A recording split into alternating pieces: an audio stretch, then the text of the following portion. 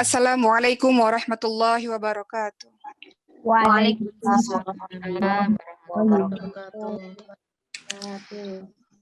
Alhamdulillahirabbil alamin wa bihi nasta'in ala umurid dunya waddin wassalatu wassalamu ala asyrafil anbiya'i wal mursalin wa ala alihi wa sahbihi ajma'in amma ba'd. Rabbi shrah li sadri wa yassir li amri wahlul 'uqdatam min lisani yafqahu qawli. Alhamdulillah, senang sekali pada hari ini saya berjumpa dengan teman-teman semua. Saya sapa dulu sebelumnya yang saya hormati Ketua PWP tingkat pusat PT KPI Ibu Wiwi Joko Priyono. Assalamualaikum Ibu.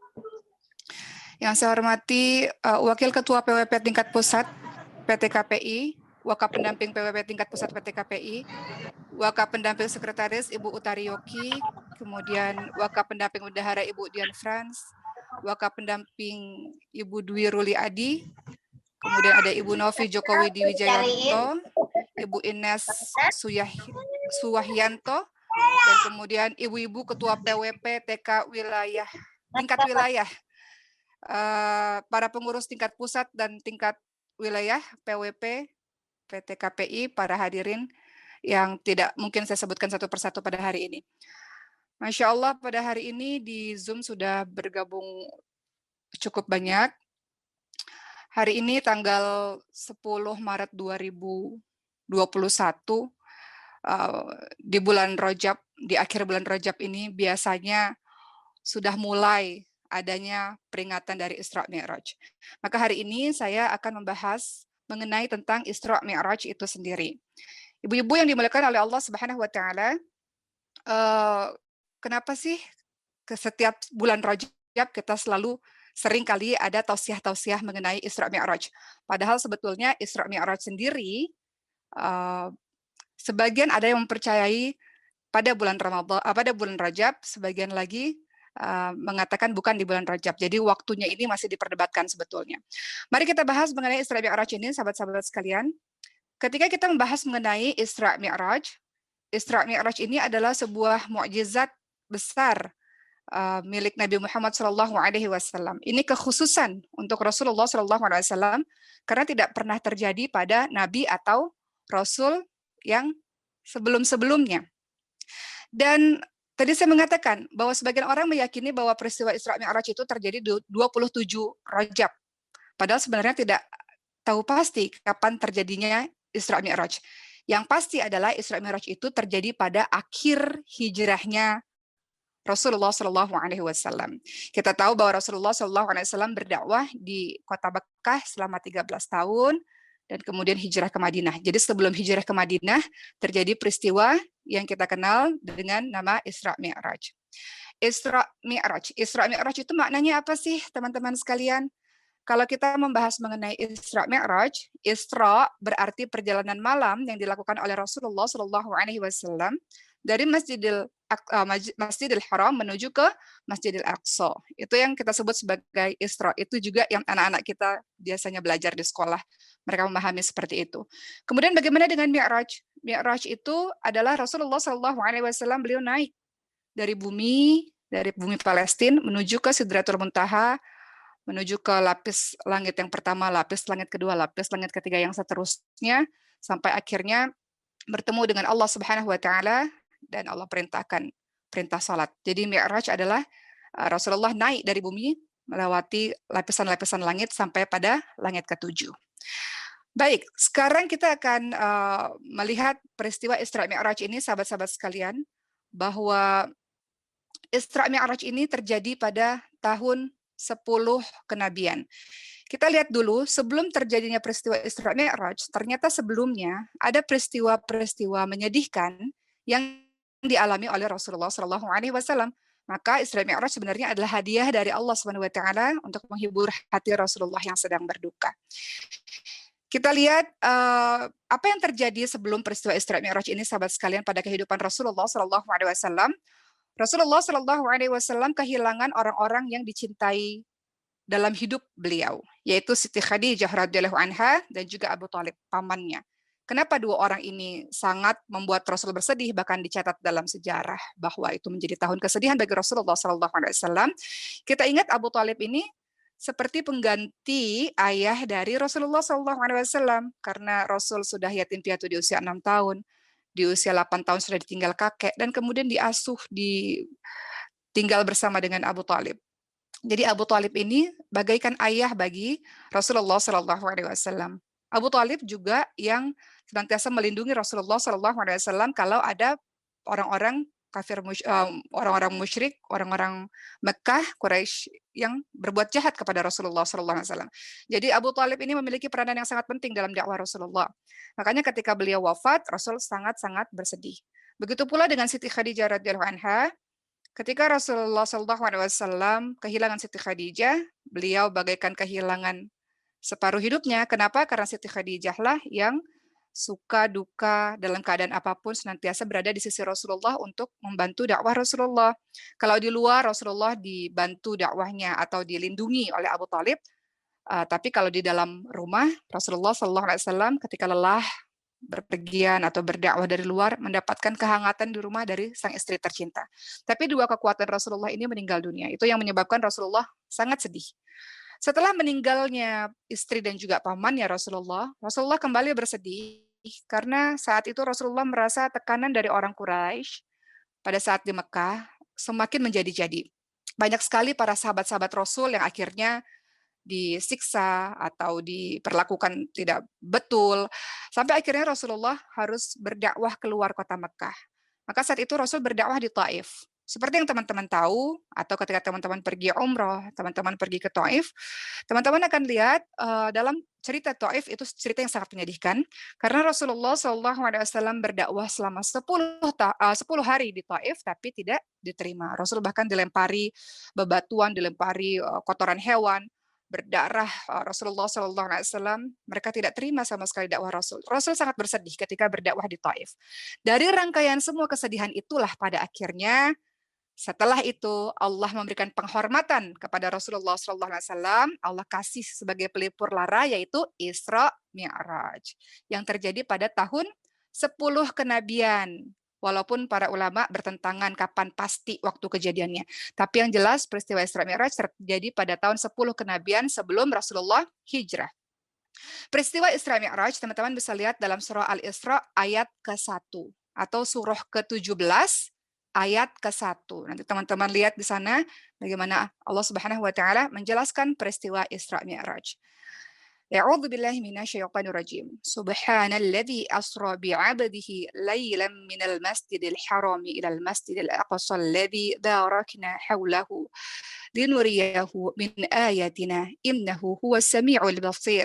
Kata Allah Subhanahu wa taala, Maha suci Allah yang telah memperjalankan hambanya pada suatu malam dari Masjidil Haram ke Masjidil Aqsa yang telah kami berkahi sekelilingnya, agar kami perlihatkan kepadanya sebagian dari tanda-tanda kebesaran kami. Sesungguhnya Allah Maha mengetahui.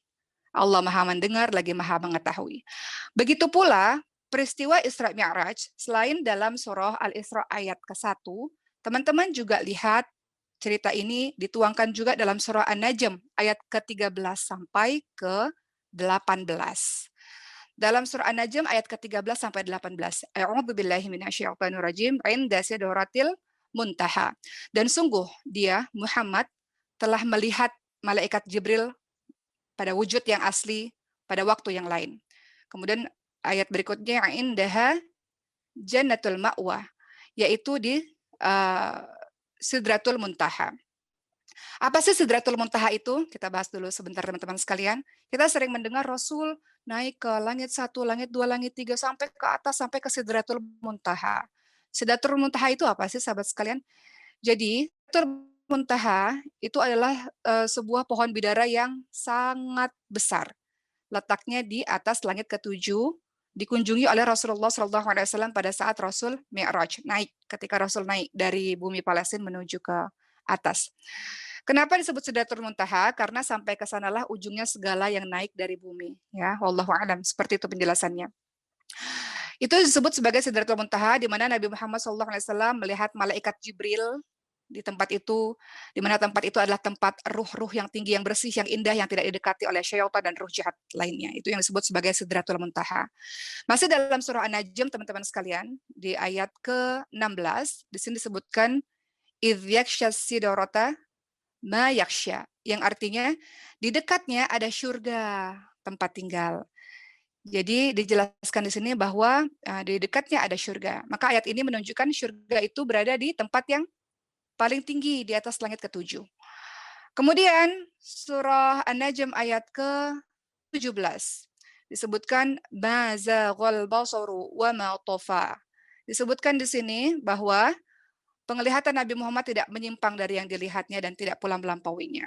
Ayat berikutnya, sungguh dia telah melihat sebagian tanda-tanda kebesaran Tuhannya yang paling besar. Jadi ini ayat-ayat yang menerangkan peristiwa Isra Mi'raj di dalam Al-Quran. Seperti yang kita tahu, di dalam surah An-Najm ayat ke-18 yang saya sebutkan terakhir tadi, sungguh dia telah melihat sebagian tanda-tanda kebesaran Tuhannya yang paling besar. Rasulullah SAW pada saat peristiwa Mi'raj juga melihat adanya syurga, neraka, perkara-perkara yang lain. Jadi Rasulullah disebutkan di sini melihat sebagian tanda-tanda kebesaran Tuhannya. Itulah kalau kita lihat di dalam Al-Quran penjelasan mengenai Isra Mi'raj dan juga banyak sekali penjelasan dari hadis-hadis Rasulullah SAW mengenai penjelasan Isra Mi'raj itu sendiri.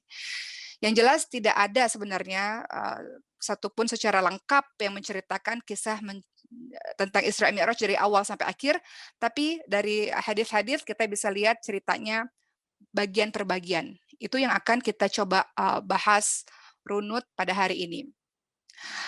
Peristiwa Isra Mi'raj, sahabat-sahabat sekalian, itu dimulai setelah tadi peristiwa-peristiwa kesedihan, wafatnya istri, wafatnya paman, ditolak di negeri Taif.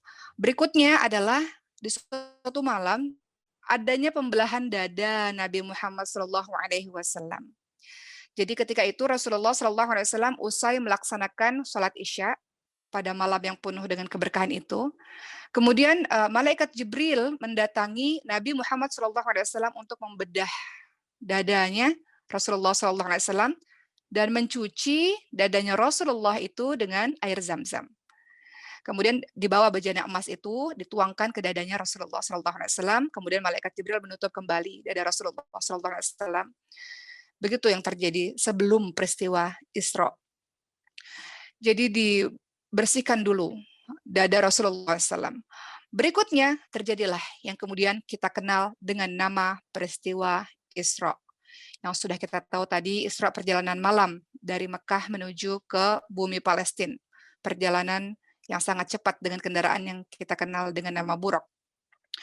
Kalau kita lihat teman-teman sekalian, sebagian dari kita juga sering mendengar buruk. Atau kalau teman-teman berkesempatan pergi ke Palestina, teman-teman akan lihat biasanya orang-orang di sana, oh ini tempat untuk meletakkan buruk. Sebenarnya buruk itu apa sih? Kendaraan apa sih yang dinaiki oleh Rasulullah sampai bisa secepat itu Rasulullah dari Mekah menuju ke Palestina, yang di masa itu menuju ke Palestina dari Mekah itu memerlukan waktu 2 bulan. Kok bisa seorang Nabi Muhammad SAW menuju ke Palestina dalam waktu 1 malam saja, berangkat pula ke langit dengan buruk. Buruk itu apa sih? Kalau kita lihat sahabat sekalian, dari Anas radhiyallahu anhu, Rasulullah Shallallahu alaihi wasallam itu bercerita mengenai buruk. Kata Rasul apa? Aku diberi buruk, yaitu seekor hewan yang putih, yang lebih besar dari keledai, yang lebih besar dari himar dan lebih kecil dari keledai.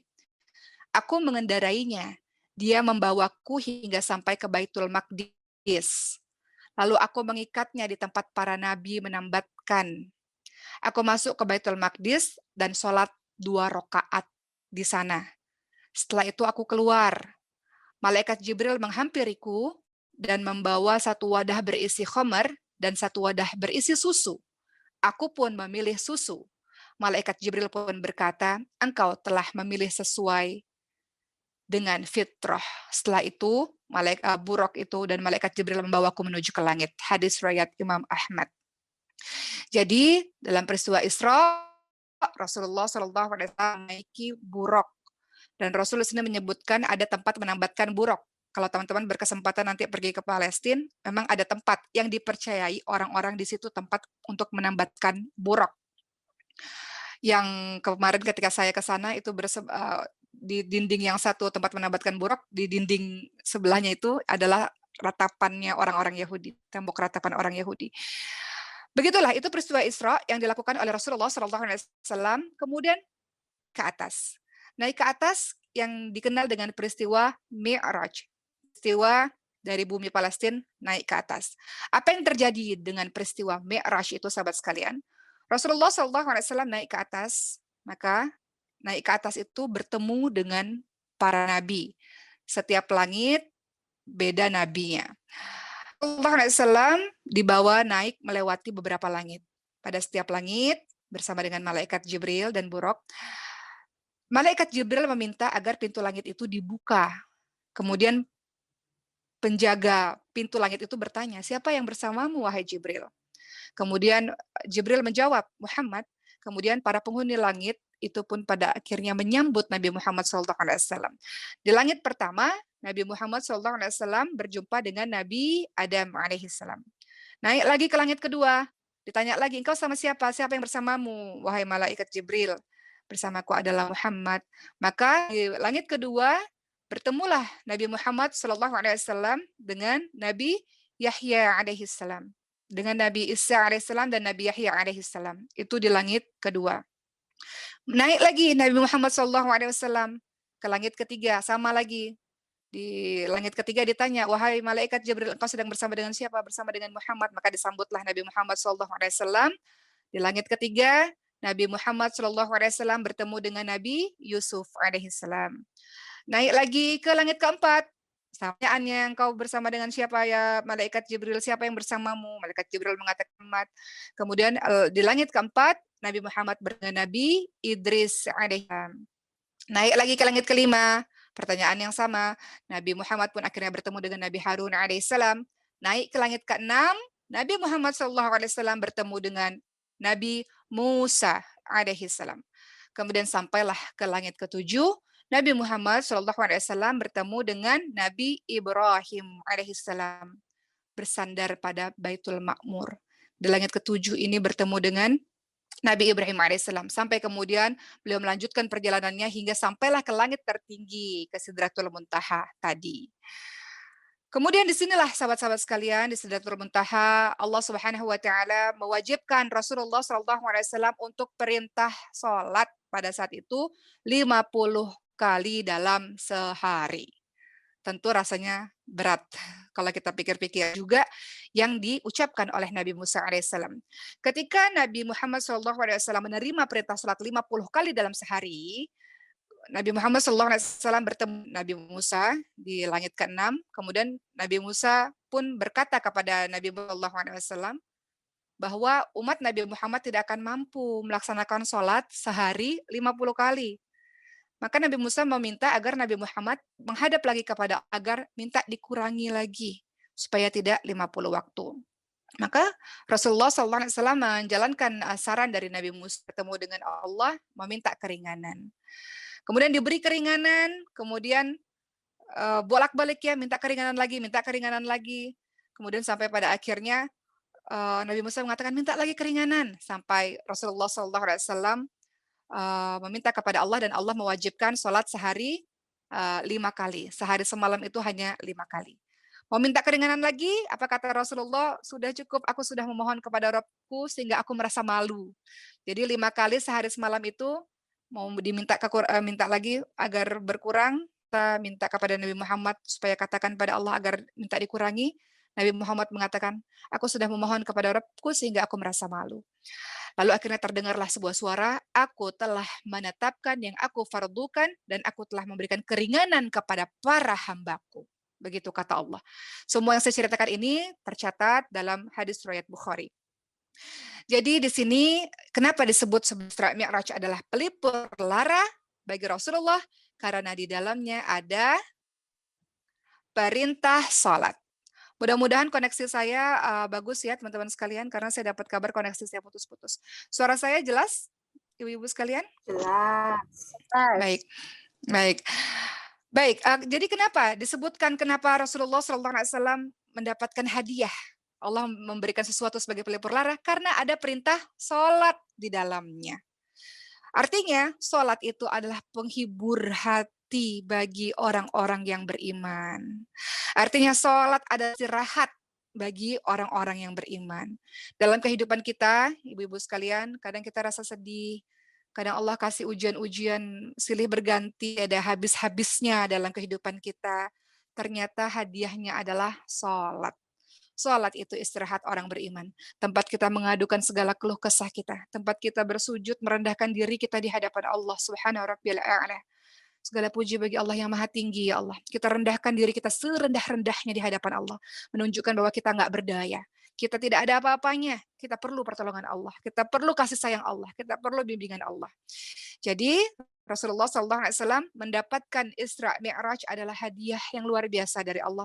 Di dalamnya ada perintah salat, di mana kehidupan Rasulullah susah, keras, ditinggal oleh orang-orang yang dicintai, dakwah ditolak, sahabat-sahabat disiksa, lalu Subhanahu wa taala menghibur dengan peristiwa Isra Mi'raj.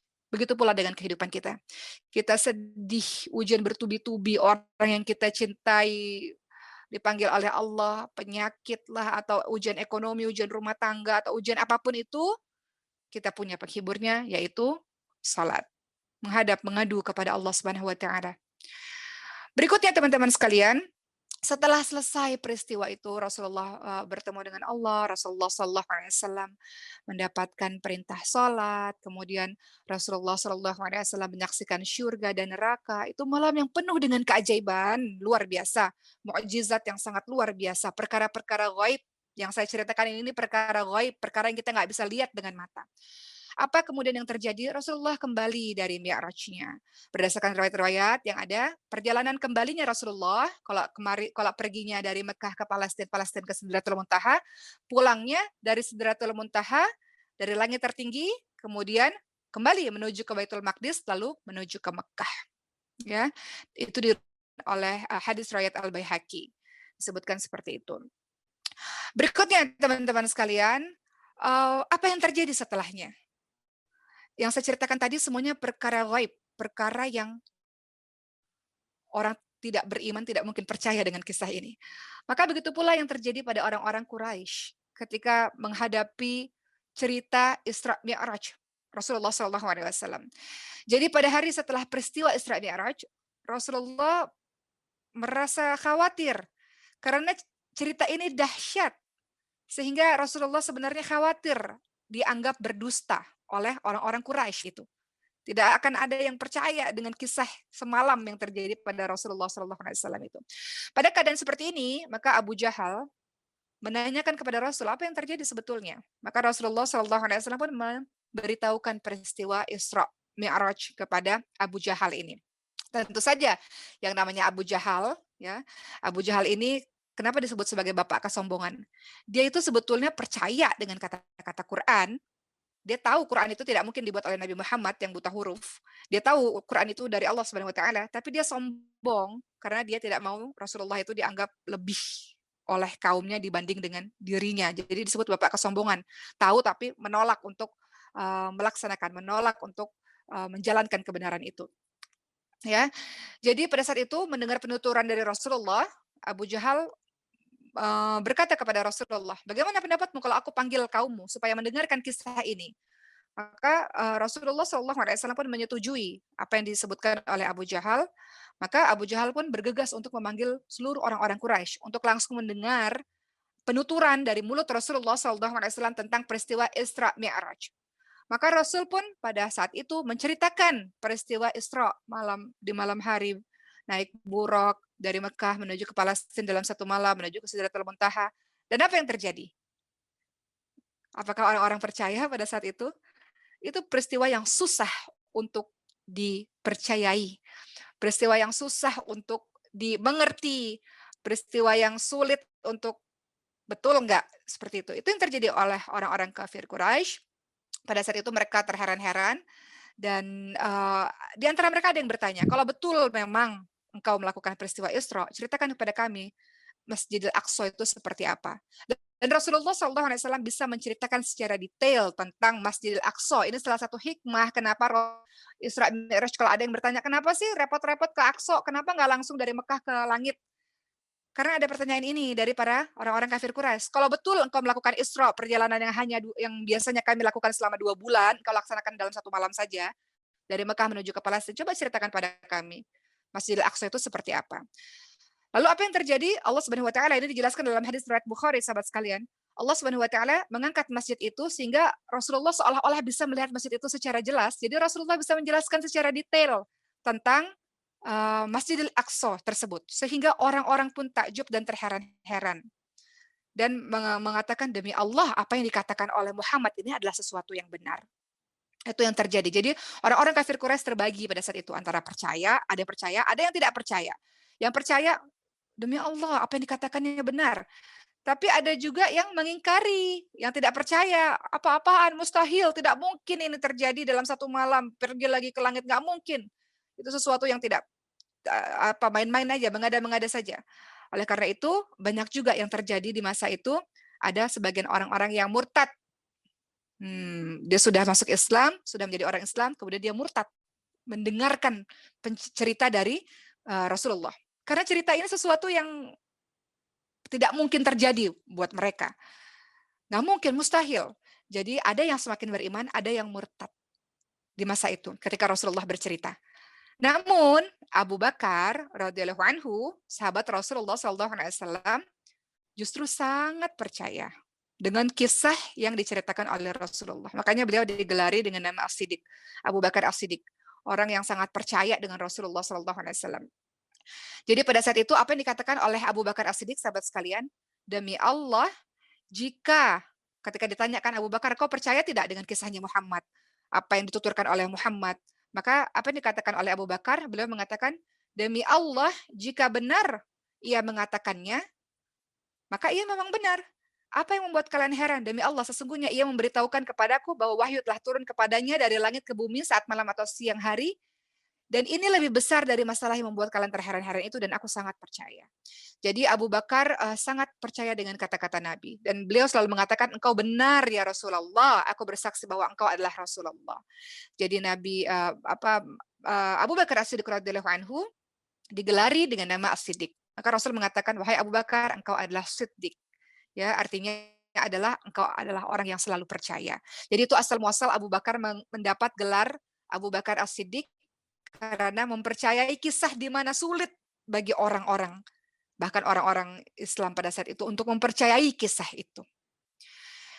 Itu kisah tentang Isra Mi'raj. Maka berikutnya, sikap kita bagaimana dalam mendengar kisah Isra Mi'raj ini. Seperti yang kita tahu teman-teman sekalian, yang sudah saya katakan berulang-ulang, kisah Isra Mi'raj ini adalah perkara, apalagi Rasul naik ke langit ya, peristiwa Mi'raj itu perkara-perkara gaib. Rasul sampai ke Baitul Maqdis, Rasul jadi imam sholatnya para nabi, kemudian Rasul naik ke langit bertemu dengan para nabi, Rasul menerima perintah sholat dari Allah. Maka sikap apa yang harus kita lakukan? Sikap yang harus seorang muslim lakukan dalam menghadapi cerita Isra Mi'raj ini adalah kita menerima berita tersebut. Dan kita mengimani, kita percaya tentang kebenaran dari kisah ini, kebenaran dari berita ini. Kita tidak menolak kisah ini dan kita mensyiarkan kisah ini. Ini bagian dari kita beriman kepada Allah dan Rasul-Nya. Kita percaya akan kisah dari Isra Mi'raj. Kita tidak melihatnya, apalagi kita hidup di zaman beribu-ribu tahun setelahnya. Tapi kita tahu bahwa kisah Isra Mi'raj itu ada, apalagi kita lihat tadi dalilnya sudah saya sebutkan dalam Al-Quran dan juga dari hadis-hadis yang menceritakan tentang peristiwa Isra Mi'raj. Terakhir, kalau begitu apa sih pelajaran dari kisah Isra Mi'raj ini dalam kehidupan kita? Teman-teman sekalian, riwayat Isra Mi'raj ini telah disepakati kesahihannya. Jadi cerita ini sahih, cerita ini tidak mengada-ngada. Cerita ini sahih, disepakati kesahihannya oleh ulama ahli hadis, ulama-ulama sirah. Jadi para ulama saja mengatakan ini sahih, berarti pelajaran dari kisah Isra Mi'raj untuk kita adalah ini adalah peristiwa betul yang terjadi dan merupakan peristiwa yang disebut sebagai mukjizat Rasulullah Shallallahu Alaihi Wasallam. Mukjizat itu sesuatu yang sangat luar biasa yang diberikan Allah kepada para nabinya. Itu pertama. Kemudian yang kedua, apa sih hikmah dari adanya Isra Mi'raj ini? Kita lihat seperti yang saya ulang-ulang bahwa peristiwa yang terjadi sebelum Isra Mi'raj ini ujian bertubi-tubi kesedihan, ujian-ujian kesedihan yang Rasulullah dapatkan. Jadi Isra Mi'raj ini hikmahnya adalah memperteguh semangat dari Rasulullah Shallallahu Alaihi Wasallam dan sebagai isyarat bahwa penderitaan yang Rasulullah alami bukti bahwa Allah tidak meninggalkan Rasulullah. Tetapi ujian-ujian kesedihan yang Allah berikan kepada hamba yang dicintai adalah sesuatu yang sunatullah. Sesuatu yang akan terjadi bagi orang-orang yang memang Allah cintai. Segala macam ujian-ujian kesedihan adalah sunatullah. Allah berikan kepada hamba-hamba yang Allah cintai. Dan sebagai bukti, Allah tidak meninggalkan orang atau hamba yang dicintai itu. Allah tidak meninggalkan Rasulullah. Allah kasih Rasulullah kesedihan bertubi-tubi.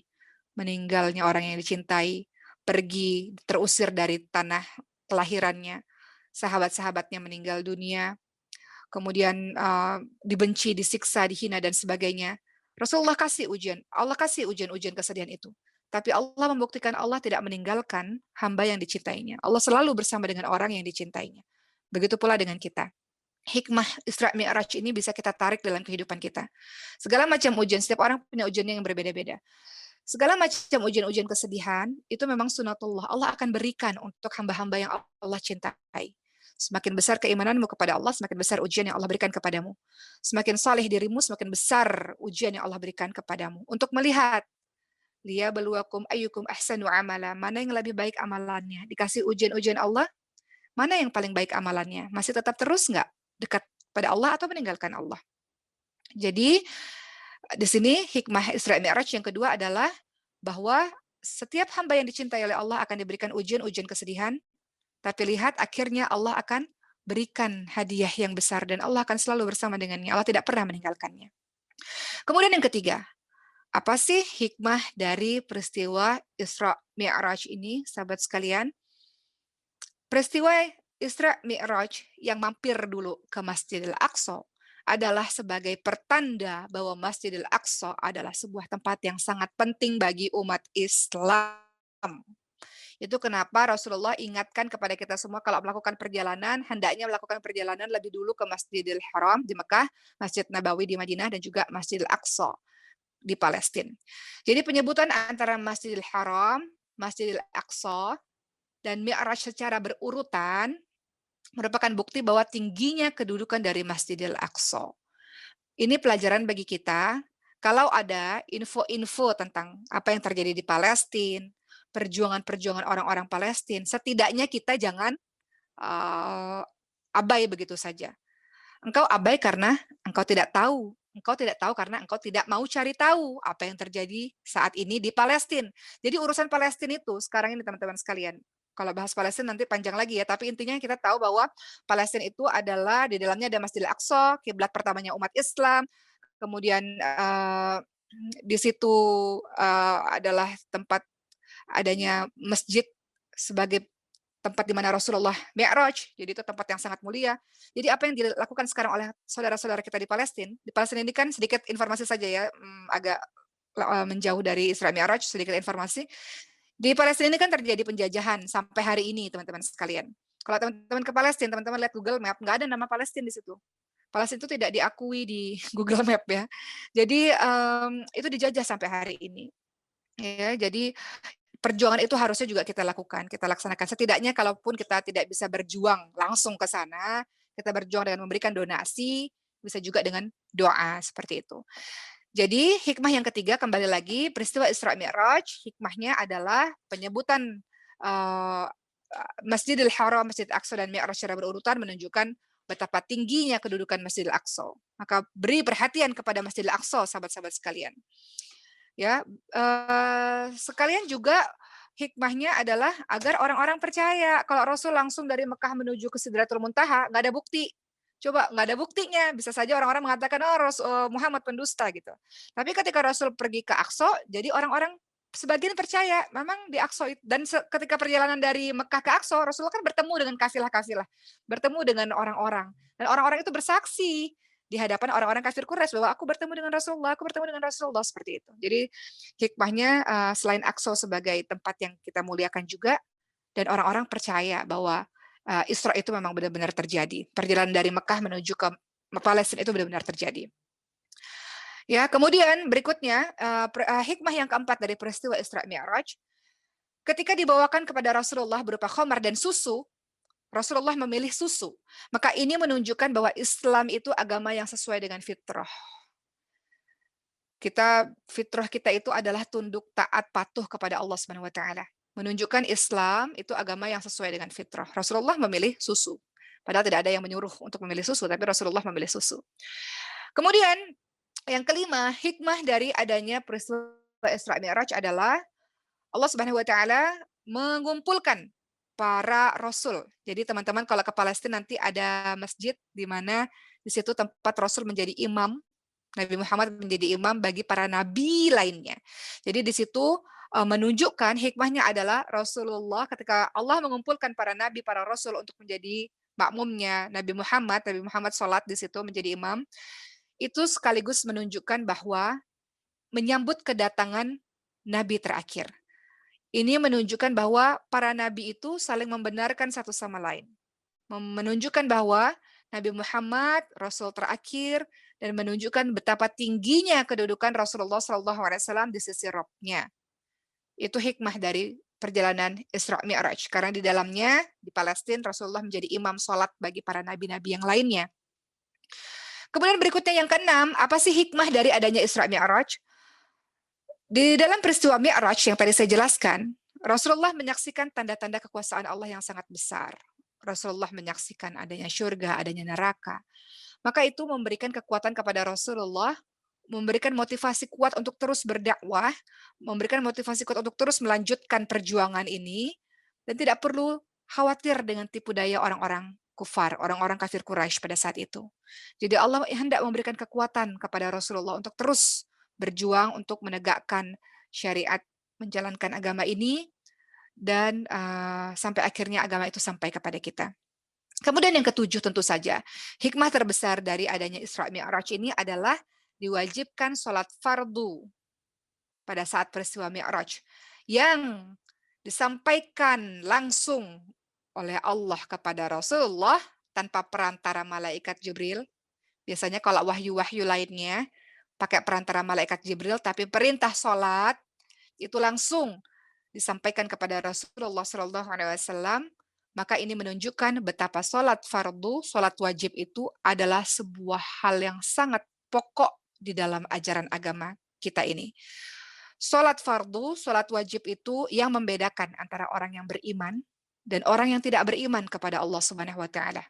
Sholat fardu yang menjadikan seseorang, hamba Allah ini, mampu membentengi dirinya dari perbuatan-perbuatan maksiat. Jika dia benar sholatnya, khusyuk sholatnya, maka dia pasti akan benar akhlaknya. Tapi kalau sholatnya main-main, apalagi sholat yang ditinggalkan, pasti akhlaknya pun juga akan terbawa, tidak takut kepada Allah Subhanahu wa taala. Jadi itulah 7 poin mengenai hikmah adanya Isra Mi'raj, sahabat-sahabat sekalian. Mudah-mudahan dengan apa yang saya sampaikan secara singkat ini memberikan penyegaran kembali kepada kita tentang peristiwa Isra Mi'raj, sesuatu yang harus kita yakini kebenarannya dan kita paham tentang kisahnya yang sangat dahsyat, dan yang paling penting adalah kita bisa ambil hikmahnya, kita ambil ibrohnya, bahwa Isra Mi'raj adalah pelipur lara, di dalamnya ada perintah sholat dan keajaiban-keajaiban yang sangat luar biasa yang kita bisa terapkan dalam kehidupan kita yang sekarang. Peristiwa Isra Mi'raj tidak hanya sebagai perayaan-perayaan saja, teman-teman sekalian, tapi kita tarik dalam kehidupan sekarang, artinya saya menasihati diri saya sendiri, sholat kita perbaiki. Sholat adalah cara kita berkomunikasi kepada Allah Subhanahu wa taala. Sholat adalah kita meminta kepada Allah Subhanahu wa taala. Bahkan dalam sujud itu adalah posisi terdekat kita kepada Allah Subhanahu wa taala. Perbaiki salat kita dan jangan khawatir terhadap apapun yang terjadi dalam kehidupan kita, karena kita sebagai seorang muslim punya senjata. Senjatanya orang muslim adalah selain doa tentu saja adalah salat. Di dalam salat ada doa-doa yang sebetulnya penting untuk kehidupan kita. Begitu teman-teman sekalian, terakhir dari saya sebelum nanti kita lanjutkan, saya teringat dengan perkataan orang Ansor bertanya pada Rasul, "Wahai Rasul, orang yang paling baik itu orang yang seperti apa?" Maka Rasul menjawab, orang yang paling baik itu yang paling baik akhlaknya. Lalu orang yang paling pintar itu yang seperti apa? Orang yang paling pintar itu adalah orang yang ingat mati dan mempersiapkan bekal kematian. Maka, apa hubungannya dengan sholat? Karena sholat berkaitan dengan Isra Mi'raj tadi. Kalau ingin khusyuk dalam sholat, sebagai tanda kita meresapi makna Isra Mi'raj ini, maka bayangkan bahwa itu adalah sholat terakhir kita. Kalau kita tahu umur kita misalnya sekarang pukul 2 ya, misalnya ada dokter yang mengatakan ibu sakit parah, mungkin saya boleh mengatakan kemungkinan sampai asar. Misalnya ada dokter yang mengatakan bahwa umur kita sebentar lagi, bisa bertahan hanya beberapa jam lagi. Kita pasti akan melaksanakan sholat dengan khusyuk. Kita pasti akan melaksanakan sholat dengan sungguh-sungguh. Kita pasti akan menghayati setiap ucapan dalam sholat kita. Kita pasti berusaha memahami arti sholat kita. Kita pasti menyempurnakan gerak sholat kita. Takbir, ruku, berdiri lagi, sujud, sempurna sholat kita. Karena kita tahu itu sholat terakhir kita. Maka, teman-teman sekalian, peristiwa Isra Mi'raj mengajarkan kepada kita untuk kita betul-betul jaga sholat kita sebagai hadiah dari Allah SWT untuk tempat istirahat bagi orang-orang beriman. Dan juga insya Allah, Allah akan selalu bersama dengan kita. Jadi jangan khawatir, jangan takut, jangan sedih. Allah senantiasa akan bersama dengan kita selama kita adalah orang-orang yang beriman. Sekian dari saya, semoga bisa diambil hikmahnya. Wabillahi taufiq wal hidayah. Wassalamualaikum warahmatullahi wabarakatuh.